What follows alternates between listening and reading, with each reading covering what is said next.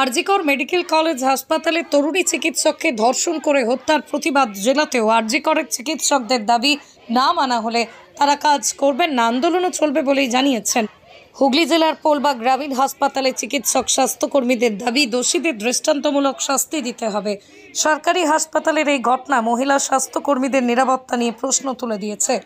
স্বাভাবিকভাবেই এই ঘটনার পর নড়েচড়ে বসেছে পুলিশ প্রশাসন।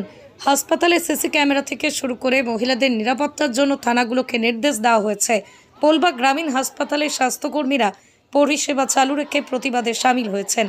হুগলি জেলা হাসপাতাল সহ অন্য হাসপাতালগুলোতে প্রতিবাদ হলেও রোগীদের কথা ভেবে পরিষেবা বন্ধ হয়নি।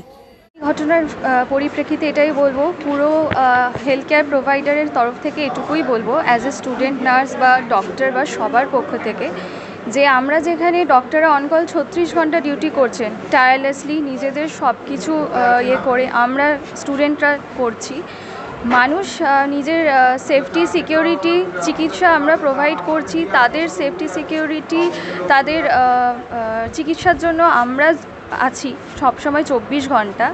সেখানে আমাদের হেলথ কেয়ার প্রোভাইডারদের সেফটিটা তাহলে কোথায়?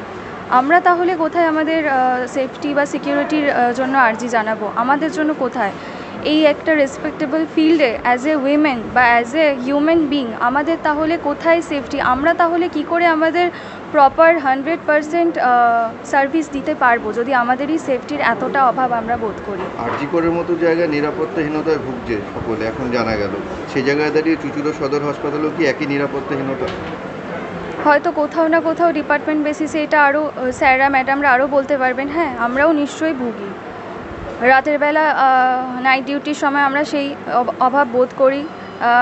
পেশেন্ট পার্টি যখন খুব রেজ হয়ে যায়, ভীষণ ড্রাঙ্কার্ড পেশেন্ট পার্টিরা যখন আসে, তখন হ্যান্ডেল করতে কোথাও না কোথাও গিয়ে আমরা ভীষণ পরিমাণে সেই নিরাপত্তার অভাব বোধ করি। রাতের দিকে বহিরাগত কেউ ঢুকে না, কোথাও গিয়ে সেই এতটা পরিমাণেও হয়তো বলতে পারবো না, কিন্তু পেশেন্ট প্রচুর পরিমাণে পেশেন্ট পার্টি, তাদের সাথে একটা খারাপ অভিজ্ঞতা সবারই হয়তো কেউ না কেউ কোনো না কোনোভাবে, সেটা ডক্টর, স্টাফ নার্স, আমরা স্টুডেন্ট নার্স, কোনো না কোনোভাবে সবসময় সেটা ফিল করি, বুঝি।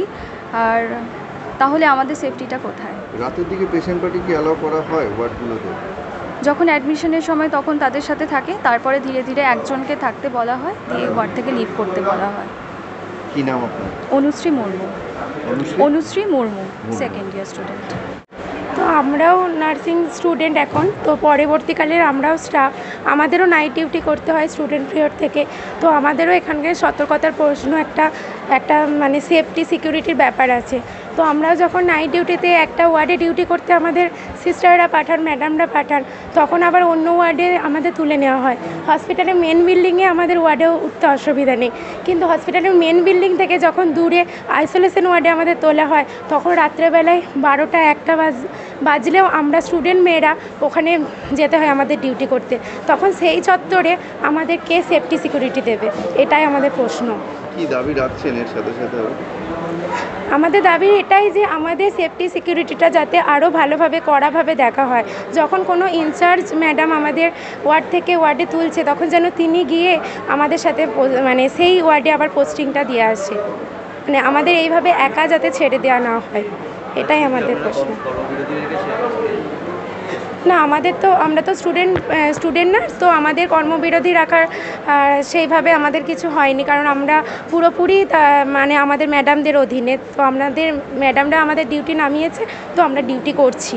ডিউটি চলাকালীন অবস্থায় আপনারা এই বিক্ষোভ কর্মসূচিতে এসেছেন? হ্যাঁ। কি নাম? শ্রিয়া পাল। তো আমাদের এটাই দাবি যে এখানে আমরা 24 আওয়ার্স যে ডক্টররা অন কল ডিউটিতে আছে, আর আমরা যারা নাইট ডিউটি করছি তাদের এখানে মানে সেইভাবে কোনো সেফটি তো আমরা মানে দেখতে পাচ্ছি না। এইভাবে যেমন বললো আমার বন্ধু, যে এইভাবে আমাদের অন্য ওয়ার্ড থেকে এই ওয়ার্ডে তুলে নেওয়া হয়।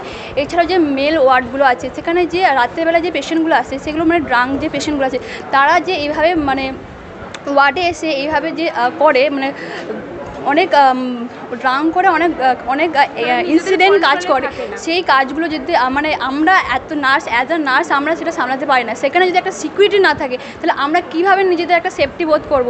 তো এরপরে মানে আমরা চাই যে যেন একটা প্রপার মানে অ্যাকশান, একটা প্রপার সেফটি এখানে দেওয়া হোক। শুধু আমাদের এখানে অনেক জায়গাতে আছে যেখানে সেফটি বা মানে কোনো অ্যাকশান নেওয়া হয় না, তো সেখানে একটা সিকিউরিটি গার্ড বা একটা সেফটি দেওয়া হয়, সেটাই আমাদের দাবি। আরজি কর নিয়ে এটাই বলবো যে এই যে মানে এত জঘন্য একটা ঘটনা ঘটে গেল, ওখানেও যে সেফটি সব জায়গায় যে সেফটি আছে সেটা তো আমি বলছি না, এবার সেফটি চাই আমাদের। আর যে মানে এই কাজটা করেছে, যারা করেছে এক বা একাধিক লোক তো এটা জড়িত আছে, তো আমরা চাই একটা প্রপার অ্যাকশন নেওয়া হোক আর প্রপার জাস্টিস নেওয়া হোক, এটাই আমাদের দাবি। এর আগে আপনারা আপনাদের সমস্যা সুপারকে জানিয়েছিলেন? তো আমাদের এইভাবে জানানো, পুরো ব্যাপারটা এইভাবে জানানো হয় না, পুরো ম্যাডাম দেখে। তো আমাদের যে এখন মানে আমরা যে এখন বেশিরভাগ আমাদের তোলা হচ্ছে একটা ওয়ার্ড থেকে একটা ওয়ার্ড, কারণ ইন্টারনি তো সব ওয়ার্ডটি যেতে হয়, তো কিন্তু একটা সেফটি দরকার। যেখানে একটা গার্ডই নেই সেখানে আমরা কীভাবে একটা ডিউটি করব। তো আমরা চাই যে একটা প্রপার সিকিউরিটি, একটা প্রপার সেফটি আমাদের থাক। ডিউটি আপনারা করতে চাইছেন কিন্তু সিকিউরিটির সাথে, হ্যাঁ, প্রপার মেনটেন করে যেন করা হয়। কি নাম আপনার? আমার নাম মানসী মুর্মু।